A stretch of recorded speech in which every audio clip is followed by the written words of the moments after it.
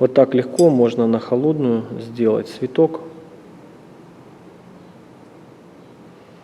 не применяя источники нагрева и специальный инструмент.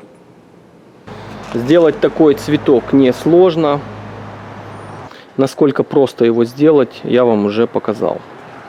Его размеры: нижний цветок 130 мм, верхний 100 мм. Надеюсь, видео вам было полезно. До новых встреч. Пока.